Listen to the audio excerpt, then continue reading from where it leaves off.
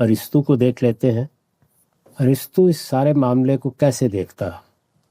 اس نے اپنے استاد کے نظریہ امثال پر بڑی نفیس تنقیدیں کی ہیں، اور جو چیزیں اصول میں بیان ہو چکی ہیں ان کو تو دہرانے کی ضرورت نہیں. جن جن معاملات میں وہ منفرد نقطہ نظر رکھتا ہے اس کو میں چند نکات کی صورت میں بیان کر دیتا ہوں. پہلی چیز جو ارسطو کہتا ہے وہ یہ ہے کہ یہ تصور کہ کوئی چیز عدم سے وجود میں آ سکتی ہے، یہ اس کو مستلزم ہے کہ بجائے خود عدم کو ایک حقیقت مانا جائے. صحیح. اس لیے یہ تو کسی طرح فلسفے کی سطح پہ تسلیم ہی نہیں کیا جا سکتا کہ عدم سے بھی کوئی چیز وجود میں آئے گی. یہ جو تغیرات ہو رہے ہیں یہ بس بالقوہ سے بالفعل ہونے کا عمل ہے. یعنی اگر یہ مان بھی لیا جائے کہ کسی زمانے میں کچھ بھی نہیں تھا تو اس کچھ بھی نہیں میں بھی پوٹینشل اصل میں پوٹینشل موجود ہوگا. یعنی چیزیں بالقوہ سے بالفعل ہو رہی ہیں، اور بالقوہ سے بالفعل ہونے کا عمل یہی ہے جس کو ہم بعض اوقات اس سے تعبیر کر دیتے ہیں کہ کوئی چیز نہیں تھی اور وہ وجود پذیر ہو گئی، جبکہ وہ اپنی اصل حقیقت کے لحاظ سے یا اپنے پوٹینشل کے لحاظ سے موجود تھی، صرف بالفعل اب ہمارے سامنے آئی ہے. ایک تو اس نے اس چیز کی طرف توجہ دی. امثال جیسے کہ افلاطون نے ایک الگ عالم میں دیکھی تھی، یعنی اس کا جو نقطہ نظر تھا وہ اگر یاد ہے وہ یہ تھا کہ یہ کائنات اور اس میں جو کچھ ہمارے حواس کی گرفت میں آتا ہے یہ تو سائنس سے زیادہ کچھ نہیں ہے، اس کی اصل میں کوئی حقیقت ہی نہیں ہے. اس کے پیچھے ایک امثال کا عالم ہے جہاں پر چیزیں اپنی مثالی صورت میں موجود ہیں، اور یہ محض چھاپ ہے جو مادے پر لگتی چلی جا رہی ہے، اس سے زیادہ کچھ نہیں. ارسطو اصول میں اس بات کو تسلیم کرتا ہے کہ امثال ازلی ہیں، ابدی ہیں، اور یہ بات صحیح ہے کہ اصل حقیقت امثال ہی کی ہے. لیکن وہ امثال کہاں ہے؟ کیا کسی دوسرے عالم میں ہے یا ایک عالم مثال ہے؟ اس میں کوئی غیر مرئی حقیقی دنیا پائی جاتی ہے جس کا عکس ہم کو اس مادی عالم میں نظر آتا ہے؟ وہ یہ کہتا ہے کہ ایسا نہیں ہے، امثال مادی اشیاء کے بدون میں. اچھا، مطلب یہیں پر ہے. یہ میرا باطن ہے جس کو آپ یہ کہتے ہیں، یہ آپ کا باطن ہے. تو اصل میں جو کچھ بھی مثالی حقائق ہے وہ اپنا وجود اسی دنیا میں رکھتے ہیں. یہ دنیا ہمیں نظر آ رہی ہے، اس سے ماورا کوئی عالم نہیں ہے، اسی عالم میں ہے، لیکن وہ امثال اپنا ظہور کرتی ہیں ہمارے وجود میں. یعنی ہم ان کا ظاہر ہے، وہ ہمارا باطن ہے. جس طرح سے عام طور پر مذہبیات میں ہم کہتے ہیں کہ روح اصل ہے، یہ محض سمجھانے کے لیے، وہ بات اور ہے جو وہ کہہ رہا ہے. تو اس وجہ سے یہ ایک بڑا بنیادی فرق ہے افلاطون کی اپروچ میں اور اس میں. یعنی یہ نہیں ہے کہ امثال موجود نہیں ہے، یا یہ نہیں ہے کہ یہ عالم یا اس عالم کی جو اشیاء ہیں وہ حقیقی ہیں، عکس نہیں ہے، یہ پیرانی ہے. اصل چیز وہی امثال ہے. اور امثال کو جب اصل کہا جائے گا تو اس کا مطلب یہ ہے کہ ایک عالمگیر ذہن ہے جو وجود بخش رہا ہے چیزوں کو. تو ارسطو بھی ایسے ہی دیکھتا ہے، لیکن پھر اس کے بعد وہ پائی کہاں جاتی ہے؟ الگ سے کسی عالم میں نہیں پائی جاتی. جیسے قرآن مجید میں ذہن میں ہوگا کہ تصویر کھینچی گئی ہے، یہ نہیں ہے کہ جو ہماری اصل شخصیتیں ہیں وہ کہیں الگ سے خارج میں پڑی ہوئی ہیں. یعنی جب ان کو لایا گیا تو گویا ہمارے ہی وجود کے بطون کے اندر سے ان کو کھینچ لیا گیا. قرآن مجید کی تعبیر بھی کچھ اسی سے ملتی جلتی ہے. تو یہ ایک بڑا بنیادی فرق ہے.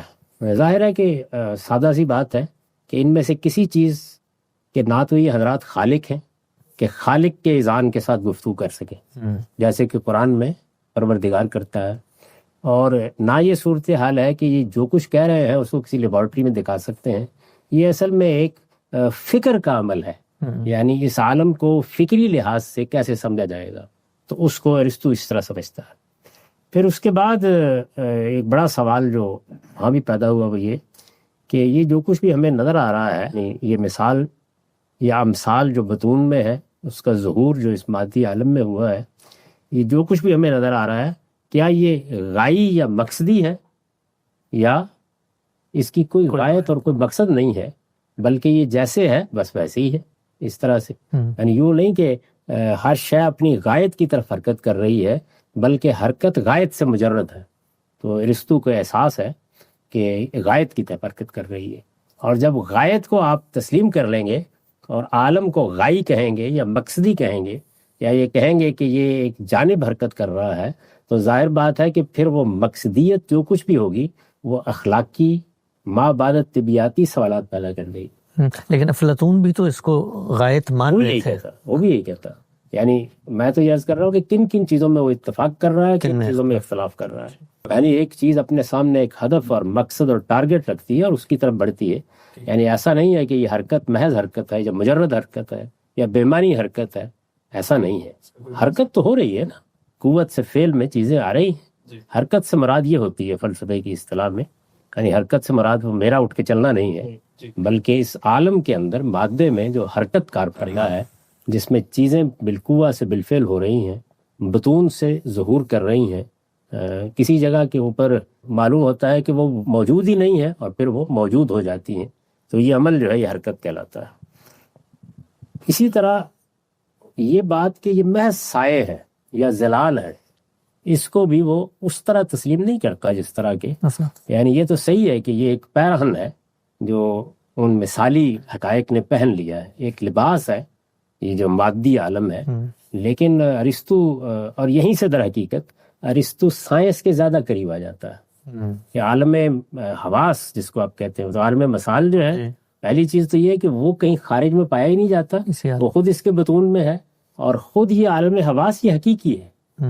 یعنی یوں نہیں ہے کہ یہ محض ایک ظل ہے یا ایک سایہ ہے یا خواب میں دیکھی جانے والی کوئی چیز ہے، بلکہ یہ حقیقی ہے.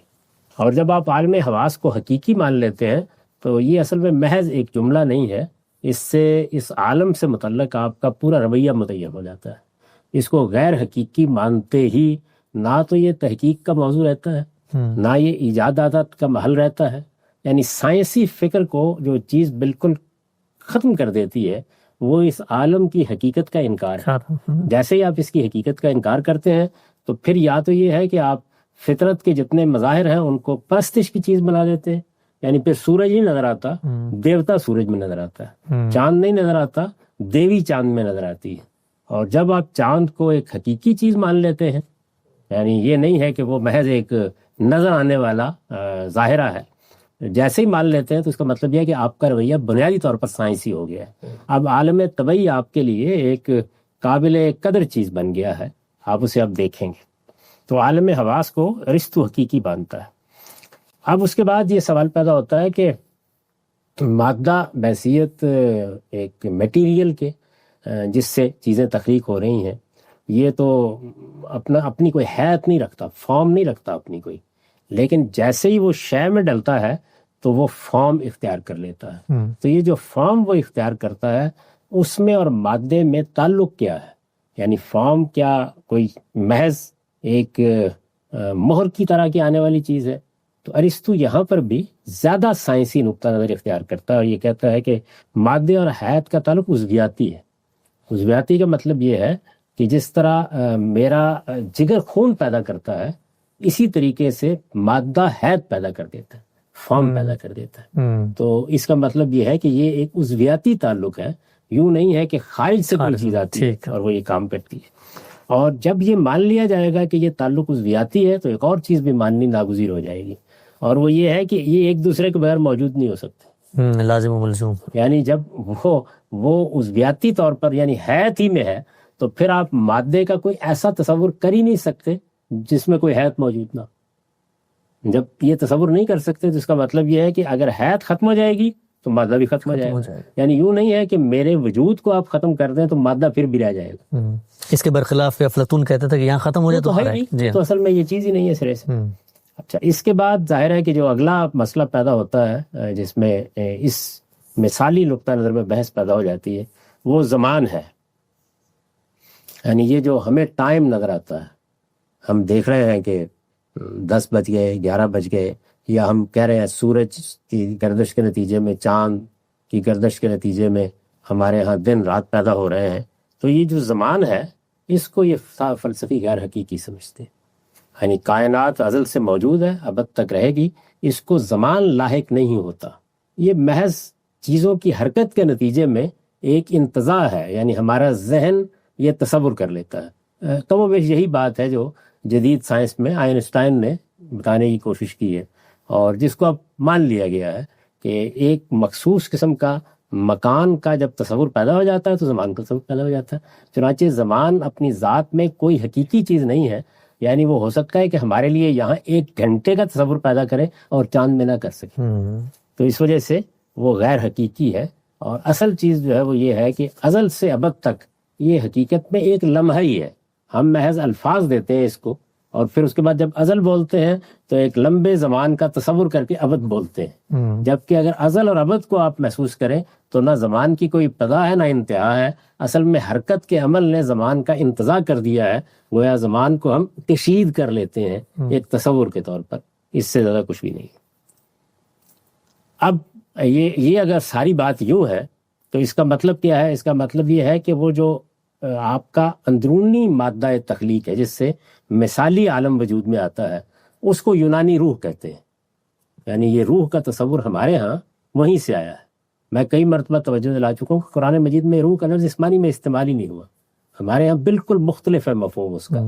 تو یہ جو روح جس کو کہا جاتا ہے، سول کے معنی میں روح، ظاہر ہے کہ یہ پھر یونانیوں کے ہاں اسی طرح آیا ہے.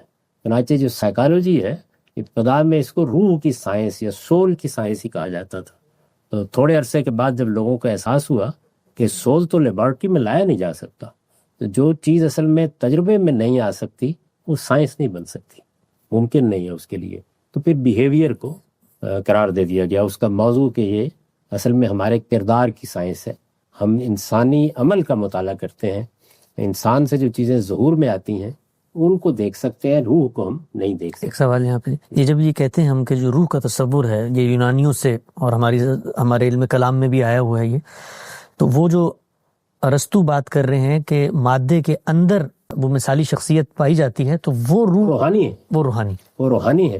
تو یہ اس لیے مجھے ذکر کرنا پڑا کہ اس کے بعد جو اگلی بات وہ کہے گا وہ یہ ہے کہ جس وقت جسم کی موت واقع ہوتی ہے تو روح فنا ہو جاتی ہے اس کے ساتھ. اس لیے کہ جب حیات اور مادہ ان کا تعلق عضویاتی ہے تو پھر یوں نہیں ہے کہ روح نکل کے کہیں جائے گی، بلکہ اصل میں اس کی زندگی کا انحصار ہی اس عضویاتی تعلق کی وجہ سے ہے. یوں سمجھ رہے ہیں کہ یہ وہ میں ہے کہ اگر آپ کا گلاس ہوگا تو یہ اس میں سے نظر آئے گی، نہیں تو بکھر جائے گی. تو جسم کی موت کے ساتھ روح بھی فنا ہو جاتی ہے، یہ تصور ہے. اور یہ جو ہم خدا بولتے ہیں تو وہ بھی کوئی شخصیت نہیں ہے ارسطو کے نزدیک، وہ کوئی فرد نہیں ہے. جیسے ہم خدا بولتے ہیں تو بظاہر تصور آتا ہے. میں کئی بار عرض کر چکا ہوں کہ ہم یہاں مذہب نہیں پڑھ رہے ہیں، فلسفہ پڑھ رہے ہیں. تو ہم مذہب میں خدا کو ایک شخصیت کے طور پر پیش کرتے ہیں. قرآن کا جو خدا ہے وہ شخصی خدا ہے، پرسنل گاڈ ہے. اس میں وہ ہنستا ہے، مسکراتا ہے، وہ اپنی ایک ذات رکھتا ہے، اس کے ساتھ ہمارا ہر نوعیت کا تعلق پیدا ہوتا ہے. وہ حی اور قیوم ہے، وہ ایک ہستی ہے. لیکن ان کے نزدیک، فلسفیوں کے نزدیک، خدا غیر مادی حیت ہے، یعنی وہ کوئی فرد یا شخصیت نہیں ہے. آپ یوں سمجھیں کہ جیسے آپ بجلی کو شخصیت نہیں کہہ سکتے، نور کو شخصیت نہیں کہہ سکتے، لیکن چیزوں کے ظہور کا باعث بنتی ہے. یہ مثال دینے سے مقصود بتانا نہیں ہے کہ خدا تو ایسی چیز ہے، صرف یہ ہے کہ ایک شخص یا ایک ہستی یا ایک ذات نہیں ہے. کیونکہ شخص یا ہستی یا ذات کا تصور جیسے ہی آئے گا تو یہ جو کچھ دنیا کو قیاس کر رہے ہیں اس کے لحاظ سے پھر وہ ایک مادی حیت ہی بنے گی، اس سے مختلف بنے گی نہیں. تو اس کو وہ قبول نہیں کرتے اور وہ کہتے ہیں کہ فرد یہ شخصیت نہیں ہے. لیکن چونکہ وہ روح عالم ہے، یعنی اصل میں جو حقیقت ہے عالم کی وہ تو بہرحال وہی ہے. تو جب حقیقت عالم کی وہ ہے تو اصل میں ہر چیز اس کی طرف کھینچ رہی ہے. تو گویا وہ قوت جاذبہ ہے، کھینچنے والی قوت ہے، ہر چیز اس کی طرف کھینچتی چلی جا رہی ہے.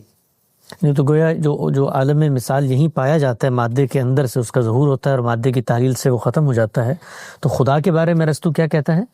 وہ تو ازلی ابدی حقیقت ہے، ٹھیک ہے، وہ تو اپنی جگہ موجود ہے، لیکن وہ حقیقت کیسی ہے؟ قائم بذات نہیں ہے، نہیں، شخص نہیں ہے، شخص نہیں، قائم بذات تو ہے، وہ شخص نہیں ہے کوئی، یعنی ایسا نہیں ہے کہ اس کی ایک شخصیت ہے، جیسے کہ قرآن مجید ہمارے سامنے ایک سمیع و بصیر حی قیوم شخصیت کو پیش کرتا ہے، وہ نہیں ہے، بلکہ اس کا وجود بھی اصل میں عالمی کے وجود سے قائم ہے، صحیح، بنیادی طور پر۔ اب ظاہر ہے کہ اس سے ہم یعنی تصور کائنات ہے، عالم کو وہ کیسے محسوس کرتا ہے، اس کائنات کو کیسے محسوس کرتا ہے، مادے اور ہماری روح کے ساتھ کس تعلق کے پیسے سمجھتا ہے، یہ تو وہ بحث تھی۔ اب یہ ہے کہ چونکہ انسان کے ہاں صرف حرکت نہیں ہے بلکہ ایک غائی نوعیت کی سعی ہے، جدوجہد کرتا ہے آدمی، تو اس سعی کا ہدف کیا ہے؟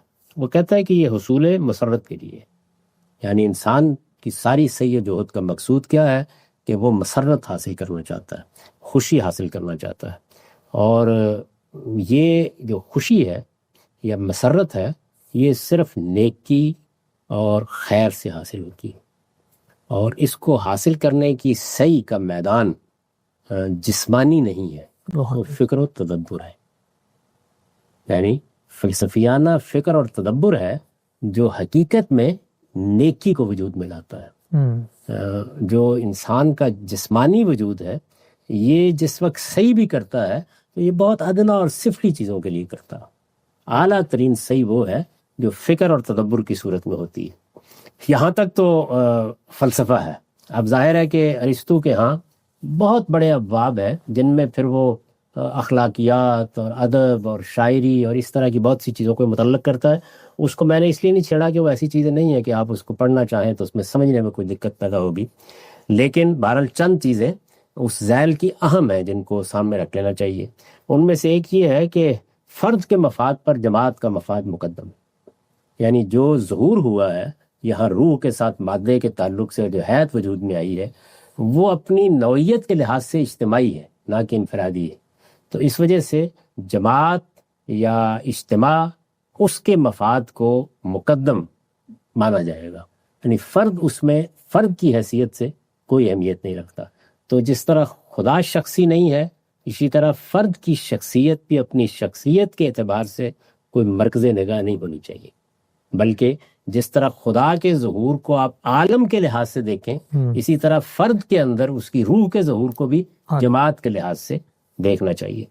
اور چنانچہ فرد جماعت کے لیے ہے، اور آدمی انسان کہلانے کا مستحق ہی اس وقت ہوتا ہے جب وہ جماعت کے ساتھ وابستہ ہو اور کسی ریاست کا شہری بنے، صحیح، یعنی اس کی انفرادی شخصیت اصل میں کوئی شخصیت ہی نہیں، ایک ریاست کے شہری کی حیثیت سے ایک جماعت کے طور پر جب وہ اپنے وجود کا اظہار کرتا ہے، یعنی اس کو آپ اس اصل فلسفے کے ساتھ ملا لیجئے، یعنی خدا جب اس کائنات میں اپنی شخصیت کا ظہور کرتا ہے تو تب جا کر وہ اصل میں کوئی قابل شناخت ہستی بنتا ہے۔ فرد کا معاملہ بھی یہی ہے کہ وہ جب ریاست کی شہریت میں ایک شہری کی حیثیت سے، یہ وہ بحث ہے جو ہمارے ہاں بھی مذہبیات میں ہوگی، یعنی ہم آدمی کا تعین کرتے ہیں نا کہ بندہ اپنی اصل شخصیت میں کیا ہے، تو ارسطو کے نزدیک وہ ریاست کا شہری ہے، یعنی اس کا تعارف یہ ہے، جیسے ہم مذہبیات میں کہیں گے کہ بندے کی اصل شخصیت کیا ہے، عبد، یعنی عبدیت اصل چیز ہے، یہاں شریعت اصل چیز ہے۔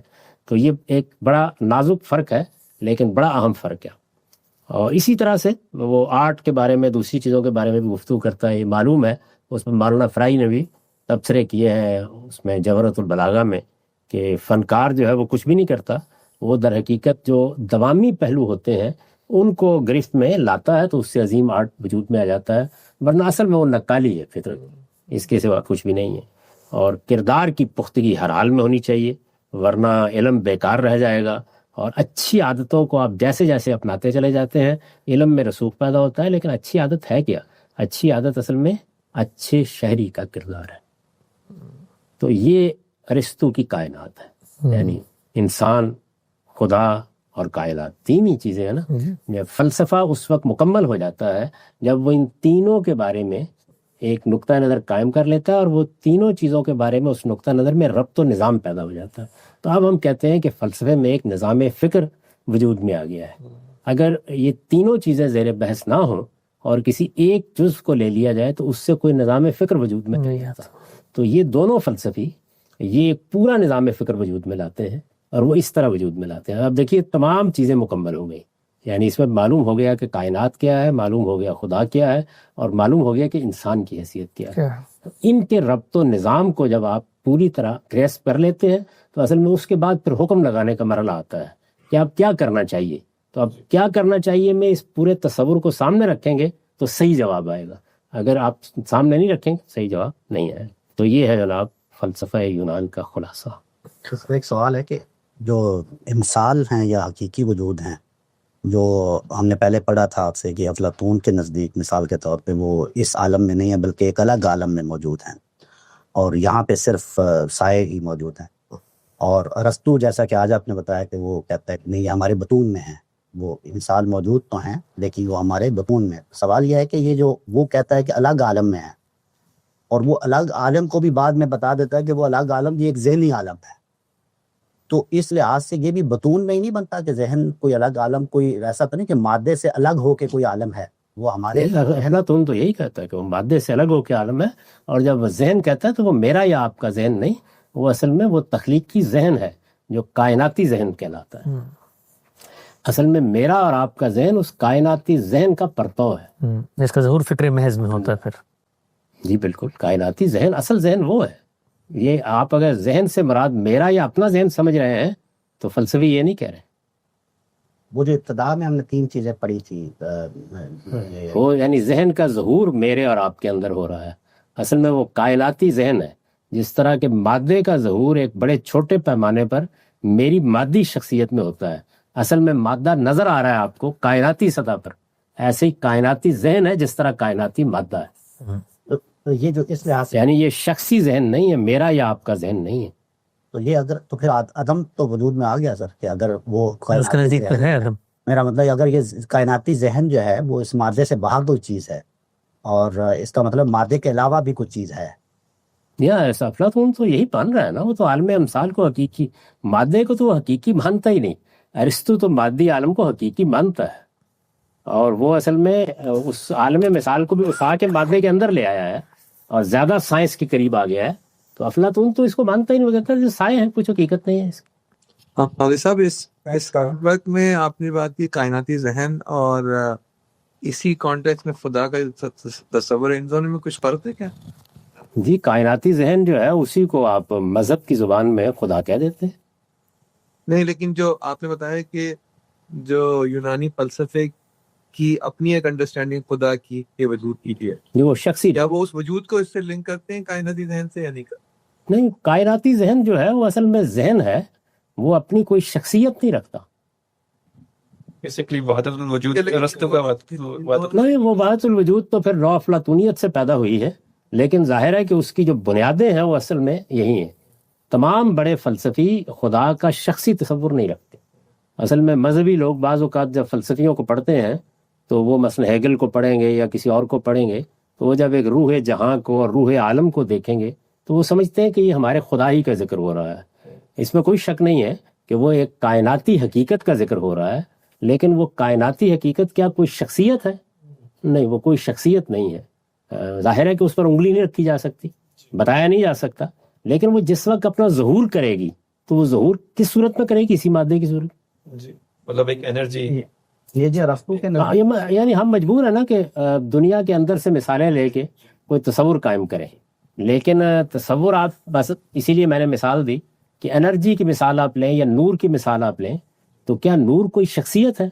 لیکن نور ایک حقیقت ہے. یہ جزا اور سزا کے بارے میں کیا کہتا ہے؟ اگر یہ روح مر جاتی ہے, فنا ہو جاتی ہے جسم کے ساتھ, تو اس لحاظ سے یہ ہم افلاطون کے دیکھ چکے. یہ ایک دیکھیے, نہ تو یہ لوگ شرک سے نجات پا سکے, چنانچہ آپ کو ڈائلاگز آف پلیٹو میں جگہ جگہ مختلف دیوی دیوتاؤں کا ذکر نظر آئے گا, اور یعنی سائنسی ذہن یا فلسفیانہ ذہن ہونے کے باوجود ایسا نہیں کہ میتھالوجی سے مکمل نجات پا گئے, اس سے بھی نجات نہیں پا سکے. اور جو ان کے ہاں کم و بیش تصور ہے جزا و سزا کا, وہ تناسخ آواگون کی نوعیت ہی کا.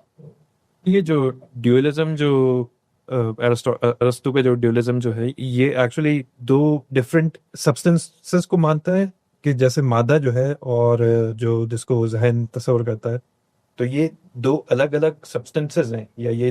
ہاں، لیکن ان کا تعلق یعنی عضویاتی ہے. عضویاتی کے تعلق کا مطلب یہ ہے کہ میرا مادی وجود اپنی حرکت کو بالقوہ سے بالفعل میں کرے گا تو وہ چیز نمایاں ہوگی.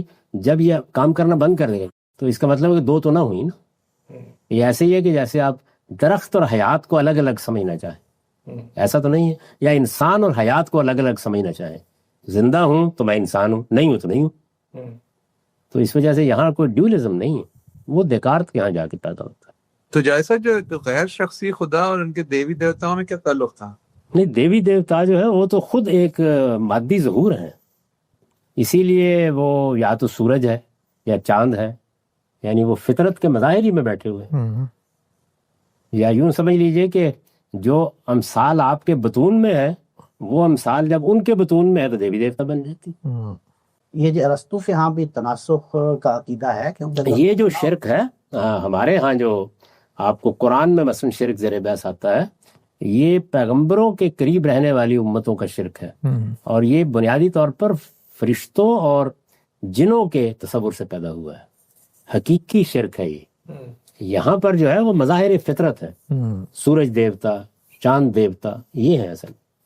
یعنی فطرت کا جو کہ مظاہر یا اجرام ہے وہ اپنی اصل شخصیت رکھتے ہیں. وہ اصل شخصیت جو ہے وہ ان کے اسی طریقے سے وجود میں ظہور پذیر ہوتی ہے جیسے میرے وجود میں میری شخصیت ظہور پذیر ہوئی ہے اور آپ کے وجود میں آپ کی شخصیت ظہور. تو اسی لیے ان کے یہاں سورج دیوتا سب سے بڑا ہے، اپالو رتھ پر بیٹھ کر آتا ہے. اور شرک بھی ہم اس کو اپنے تصور میں رہ کے شرک کہہ رہے ہوتے ہیں، وہ اس کو ان کے ہاں وہ یہ چیز نہیں ہے کہ خالق ہے اور اس کے شرکا خالق ہے اور اس نے شریک کیے ہیں. تو اس لیے وہ یہ تعبیر بھی درست نہیں ہے ان کے متعلق. یہ بھی اصل میں ان قوموں کے ہاں یہ تعبیر درست ہے کہ جو خالق کا الگ سے شخصی تصور رکھتی ہیں. خالق کا الگ سے شخصی تصور آپ پیدا کریں گے تو پھر ظاہر ہے کہ پھر یہ سوال پیدا ہوگا کیا وہ تنہا ہے یا اس نے اس کائنات اس کے ساتھ کچھ دوسرے بھی شریک ہیں. وہاں یہ سوال پیدا ہوگا. تو یہاں تو اس طرح کی کوئی شخصیت ہے ہی نہیں. اس وجہ سے میتھالوجی میں یا یونانی دیوی دیوتاؤں میں وہ مشرکانہ دنیا نہیں ہے جو آپ مثلا عربوں کے یہاں دیکھتے ہیں.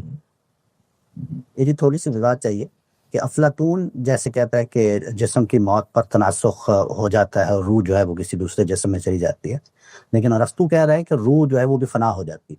تو اس لحاظ سے کیا یہ فرق واقع ہوگا کہ یہ تناسخ یہاں نہیں ہوتا؟ جی ظاہر بات ہے کہ اس طرح زیر بحث لاتا تو میں اس کو بیان کرتا. میں صرف یہ عرض کر رہا ہوں کہ ان کے ہاں اگر کوئی تصور ہوتا ہے یونانیوں کے ہاں تو وہ بس یہی ہوتا ہے. یوں نہیں کہ وہ ہر موضوع پر ضرور کلام کریں گے، یعنی وہ ایک مجموعی تصور دیں گے. تاہم ہے ایک تصور جو اس طرح نہیں ہے جس طرح کہ ہم اس کو گرفت میں لیتے ہیں، یا جیسے مثلا ہندو فلسفے میں وہ ایک باقاعدہ چیز بن گیا ہے. اور یعنی ہندو فلسفے کے دیوی دیوتا بھی ایسے نہیں ہیں، یعنی وہ کائنات کی جو شخصی تخلیق ہے اس کے مظاہر ہیں ان کے ہاں. یعنی وہ بھی ہمارے تصور میں شرک ہو رہا ہوتا ہے، ان کے تصور میں نہیں ہے. تو وہ اس کی نوعیت بالکل الگ ہے. ٹھیک ہے. ایک اور اگر میں کوشچن پوچھ لوں وہ یہ کہ یہ جو اس طرح کی جو پلٹونک سوچ رکھنے والے ہوتے ہیں، مطلب یعنی بحث الوجودی جو سوچ ہوتی ہے اس کے اندر وحدت الوجود بالکل الگ چیز ہے. وحدت الوجود جو ہے وہ نو افلاطونی فلسفے پر جب ہم جائیں گے وہ اس میں اس کی اساسات ہیں. پھر یہ کہ اس میں ہندو اثرات ہیں، ہندو فلسفے کے اثرات ہیں. وحدت الوجود فلسفیانہ سطح پر اور ہے اور وہ تصوف کی سطح پر جا کر بالکل اور تعبیر اختیار کری ہے. لیکن اتنی بات کہی جا سکتی ہے کہ مثالیت پسند فلسفی جتنے ہیں وہ سب کے سب خدا کا جو تصور رکھتے ہیں وہ تصور شخصی نہیں. ٹھیک ہے. تو اسی میں سے ایک چیز پوچھ لو کہ یہ جو آئیڈیلسٹ آپ بات کر رہے ہیں کہ یہ مثال پرست ہیں اور ان کے ہاں یہ ایک گراؤنڈ آف بینگ یا گراؤنڈ آف ایگزسٹنس کا ایک کانسیپٹ ہے کہ مطلب کوئی بھی چیز جو ایگزسٹ کرے گی تو اس کے لیے ایک پہلے ایک گراؤنڈ ہونا ضروری ہے جس سے وہ ایمرج کرے گی. نتھنگنیس سے کوئی چیز نکل سکتی. جی آدم کا تصور ارسطو نہیں مانتا. افلاطون کے ہاں تو یہ واضح نہیں ہوتا ڈائیلاگ سے وہ کیا کہتا ہے، لیکن ارسطو تو بہت واضح طریقے پہ عدم کی تردید کرتا ہے کہ نتھنگنیس یا عدم کوئی چیز نہیں ہے. اسی لیے وہ کہتا ہے کہ مادہ جو ہے یہ جو کچھ بھی آپ کو نظر آ رہا ہے یہ ازلی و ابدی ہے. ازلی کا مطلب یہ ہے کہ کوئی نتھنگنیس کا زمانہ نہیں ہے. جو قرآن مجید اللہ تعالیٰ کے بارے میں کہتا ہے هو الاول والآخر والظاہر والباطن، تو اگر آپ غور کریں تو بالکل وہی بات کہہ رہا ہے. یعنی باطن کیا ہے اصل میں وہ عضویاتی تعلق کے لحاظ سے اس کی حقیقت ہے، اور ظاہر کیا ہے یہ جو آپ کو ظہور میں نظر آ رہا ہے، اور چونکہ ازلی ہے اور ابدی ہے تو اس وجہ سے نہ اس سے پہلے کچھ ہے نہ اس کے بعد کچھ۔ لیکن اس کی کاسمولوجی کے اندر جو ہے وہ مٹیریل شروع سے موجود ہے۔ جی ہاں بالکل ایسا ہی، اور وہ ایک حقیقی چیز ہے، یعنی جو مثالی عالم کو جو حیات چاہیے یا جو اس کو وجود چاہیے وہ اس کا میٹیریل موجود ہے، یہ پہلے سے اس نے یہی ظہور کرنا ہے۔ غازی صاحب آپ نے اور فرمایا کہ زمان کے بارے میں یہ نہیں مانتے کہ اس کو ہم پارٹ کے چھوٹے چھوٹے اس میں ڈیوریشن میں میجر کر سکتے ہیں، بلکہ زمان ایک اکائی کی چیز ہے جیسے، تو اس کی تھوڑی وضاحت فرمائیں گے کہ اس سے کیا مراد ہے؟ مطلب یہ کہ ازل سے ابد تک ایک یونٹ ہے پورے ٹائم، ہاں زمانے مسلسل ہے، یعنی ایک بہاؤ ہے وہ موجود ہے، لیکن یہ بہاؤ جو ہے اس کو جب آپ منٹ سیکنڈ میں بانٹتے ہیں تو یہ کوئی حقیقی تقسیم نہیں ہے، یعنی یوں نہیں ہے کہ اس بہاؤ میں منٹ کے بعد دوسرا منٹ آ گیا ہے، یہ آپ کی پوزیشن سے پیدا ہو رہا ہے۔ لیکن اس کے بغیر وقت ہے کیا پھر؟ وقت کی پرسیپشن ہی جب ہوتی ہے جب ہم اس کو یہی بات سمجھتے ہیں۔ یہ جدید طبیعیات بھی یہی کہتے ہیں نا کہ وقت آپ کی ایک پرسیپشن ہے نہ کہ کوئی حقیقت، یعنی مکان کے اندر پلیسمنٹ ہے نا آپ کی، اور یہ مکان کے مختلف اجزاء ایک حرکت میں ہیں تو ان کے باہمی تعامل سے انتزاع ہوتا ہے، یعنی ہمارا ذہن زمان کا تصور پیدا کر لیتا ہے، ادروائز اسی وجہ سے آپ سو جائیں تو وقت کا پتہ نہیں چلتا، تو ختم ہو جاتا ہے۔ اسی طرح آپ کو کسی ایسی جگہ پر بند کر دیا جائے کہ جہاں پر آپ حرکت کو نہ محسوس کر سکیں، یہی صورتحال جو ہے آپ دیکھیے کہ ہمیں یہ پتہ چل گیا ہے کہ یہ زمین جو ہے یہ یعنی بہت بڑی رفتار سے چل رہی ہے، لیکن ہم اس کا احساس کھو بیٹھے ہیں، تو اگر یہ تعلقات ختم کر دیے جائیں تو ہم زمان کا احساس بھی کھو بیٹھے ہیں، بالکل جس طرح حرکت کا احساس کھو بیٹھے ہیں نا، جی اسی طرح کھو بیٹھے ہیں، کچھ بھی نہیں مگر یہ کہ ہمارا احساس ہے۔ اچھا آپ دیکھیے مادیت پسند اس کو الٹ دیں گے، وہ کہیں گے دیکھو تمہارے ہاں احساس موجود نہیں تھا حرکت کا، حقیقت میں حرکت موجود تھی، تو وہ الٹ کے کہیں گے کہ مادی حقائق ہی اصل حقائق ہے۔ یہ جی مسرت اور نیکی کا جو تصور سامنے آیا، اس سے تو لگتا یہ ہے کہ کوئی فلسفی اگر نہیں ہے، نان فلسفی بندہ تو نہ مسرت حاصل کر سکتا ہے اور نہ ہی یہی کہتے ہو، یہی کہتے تو وہ فلسفیوں کی قیادت میں جو عالم وجود میں آئے گا، جس کی غایت مسرت کا حصول ہوگی، جو نیکی اور خیر کو اپنی صحیح کا ہدف بنائے گا اور جس میں فکر و تدبر کی دنیا استوار ہوگی، اس جماعت کے ایک فردی کی حیثیت سے آپ کو مسرت حاصل ہو سکتی ہے ورنہ نہیں ہو سکتی۔ ہمیشہ فکر اور علم میں فرق ہے اس فریم ورک میں؟ علم معلومات کے معنی میں استعمال ہوتا ہے، یعنی میرے سامنے کرسی پڑی ہوئی ہے، میز پڑی ہوئی ہے، بس یہ علم ہے، یہ میرے علم میں آ گیا۔ اصل میں یہ میز حقیقت میں ہے کیا، کرسی حقیقت میں ہے کیا، یہ کہتے ہیں کہ اس کا تعلق فکر سے ہے، اور فکر ایک ذہنی عمل ہے نہ کہ وہ حواس کا استقراء ہے۔ حواس کے استقراء مادیت پسندی ہے بنیادی طور پر۔ میں پھر عرض کر دوں کہ وہ ہم پورے اس مدرسہ فکر کو آخر تک دیکھ چکے ہیں کہ وہ سائنس کو وجود میں لانے کا باعث بنا ہے، یعنی اس کی اچیومنٹ ہے یہ بہت بڑی، لیکن ان کے ہاں منزل جو ہے وہ تصوف ہے۔ جیسے ہی آپ آگے بڑھتے جائیں گے یہ ریفائن ہوتے چلے جائیں گے، یہاں تک کہ پھر ان کی بہترین تعبیر وہی ہوگی جو صوفیانہ تعبیر ہے۔ لیکن نیکی کا فکر پہ ڈیپینڈنٹ ہونا کیوں ضروری ہے اس سوچ میں؟ نہیں، وہ تو کہتے یہ ہیں کہ اصل میں نیکی اور خیر جو ہے یہی وہ مثبت جذبہ ہے جو انسان کو متحرک کرتا ہے، اسی کو کرنا چاہیے، اور حقیقی مسرت بھی اسی سے ملتی ہے۔ لیکن خود نیکی اور خیر کیا ہے؟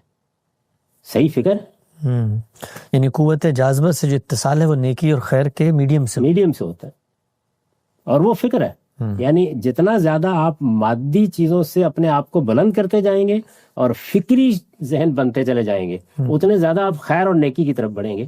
دوسرے سادہ لفظوں میں کہیے، جو بعد میں آپ دیکھیں گے کہ صوفیہ اس کو بالکل زمین پر لے آئیں گے، اور وہ یہ کہ یہ سارا اصل میں بدی ہے کیا؟ بدی نام ہے اصل میں ہمارے مادی وجود کا۔ اس کی نفی ہوگی تو یہ نہ ہو تو نہ بدکاری ہو، نہ مال کھایا جائے، نہ پیٹ بھرنے کے لیے چوریاں کی جائے، کچھ بھی نہیں ہوگا۔ تو اگر آپ مجرد فکر ہو گئے ہیں تو آپ نیکی ہو گئے ہیں، خیر ہو گئے، خیر ہو گئے، اور مسرت اس کا نتیجہ ہے۔ یعنی مسرت اصل میں اصل میں تو سارے غم، سارے دکھ، وہ اصل میں اس مادی وجود کے لیکن مجرد فکر کے بغیر نیکی ممکن نہیں ہے کیا؟ نہیں، وہ اس نیکی کی بات ہی نہیں کر رہے ہیں جس نیکی کو آپ سمجھ رہے ہیں. سچ بولنا یہ زیر بحث نہیں، وہ اخلاقیات کا موضوع ہے. یہ نیکی جیسے آپ نے کوئی نیکی اور خیر کا مطلب یہ ہے کہ اصل میں آپ نے اپنی پوری شخصیت کو حقیقی فکر میں تبدیل کر دیا. لیکن جب ہم نیکی کے لفظ استعمال کریں گے تو وہ نیکی کے تو آلریڈی معنی ہے موجود، ہم اس کو دوسرا معنی دے کے کس طرح اس کو استعمال یہ تو لازماً ایسا ہی کرنا پڑے گا نا کہ جب آپ کسی فلسفے کو پڑھیں گے تو اس کے ہاں اصطلاحات کس معنی میں بولی جا رہی ہیں، یعنی وہ نیکی اور خیر کا لفظ کس معنی میں بول رہا ہے، تو ہم اپنے ذہن کو تو نہیں وہاں داخل کریں گے، تو ان کی بات سمجھائیں. نیکی یعنی ان کے نزدیک وہ بلند مقصد ہے، وہ غایت ہے جس کی طرف اتصال ہونا چاہیے. آپ کا فکری عمل ہے، آپ کا سراسر فکر ہو جانا ہے. سیلف ڈیولپمنٹ ہے یہ کہ اپنی پھر تو آپ نے سیلف کو بہت ہی حقیر مان لیا. وہ ڈیولپڈ ہے، وہی سب کچھ ہے. جب وہ اپنی حقیقت کو دریافت کر لیتا ہے تو بس نیکی اور خیر کے راستے پر چل نکلتا ہے. یہی صحیح ہے جو ہونی چاہیے. بعد کی تعبیریں ہوتی ہیں وہ بہت ڈیولپڈ تعبیریں ہوتی ہیں. جب علم کو آپ خارج سے باہر پیچھے لے آتے ہیں، یعنی یہی کچھ آگے بڑھنا ہے، تو آگے بڑھنا ہے تو فلسفے تو دو ہی ہیں بنیادی طور پر. انہی کی کوکھ سے ارادیت نے جنم لے لینا ہے، انہی کی کوکھ سے موجودیت نے جنم لے لینا ہے، انہی کی آغوش سے ارتقائیت نے جنم لے لینا ہے. یا مادیت پسندی ہوگی یا مثالیت پسندی ہوگی. تو وہ جب اس سطح پر جائیں گے تو وہ بڑے ڈیولپ ہوں گے. تو ڈیولپ کی روشنی میں کبھی اس کو نہیں سمجھنا چاہیے. جب علم کا سفر شروع ہوتا ہے یا فکر کا سفر شروع ہوتا ہے تو وہ کبھی اس طرح اصطلاحات میں متعین نہیں ہوتا.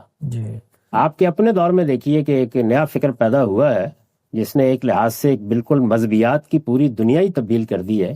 وہ امام فرائی کا ہے. لیکن میں امام فرائی کو اگر ایکسپلین کروں اور آپ میری تعبیرات میں اس کو سمجھنے کی کوشش کریں گے تو آپ ان کے ساتھ بھی غلط زیادتی کریں گے، اپنے ساتھ بھی زیادتی کریں گے. نہیں، پھر آپ کو اس یعنی متعین صورتحال سے نکلنا ہوگا، نکل کے آپ اس خام صورتحال میں جائیں. لیکن انسان کے لیے بڑا مشکل ہوتا ہے، بہت مشکل کام. جی غامدی صاحب، یہ سوکریٹس کا وہ ایک مشہور جملہ ہے، یہ مطلب میں نے پڑھا ہے کہ ورچیو از نالج، یعنی اگر آپ علم ہوگا تو آپ صحیح کام کریں گے، اور آپ اگر غلط کام کر رہے ہیں تو اس کی وجہ یہ کہ آپ کو علم نہیں ہے. تو وہاں ایک علم کی سینٹرلٹی ہے، اس کی سینٹرل پلیس ہے. جی ہاں، سقراط کا کوئی نظام فکر نہیں ہے، وہ اس طرح کا فلسفی بھی نہیں ہے. وہ اصل میں جو کچھ کر رہا ہے وہ یہ ہے کہ چیزوں کی تنقید کر رہا ہے، تنقید کر رہا ہے، علم کو فکر کو الگ الگ کر کے دکھا رہا ہے.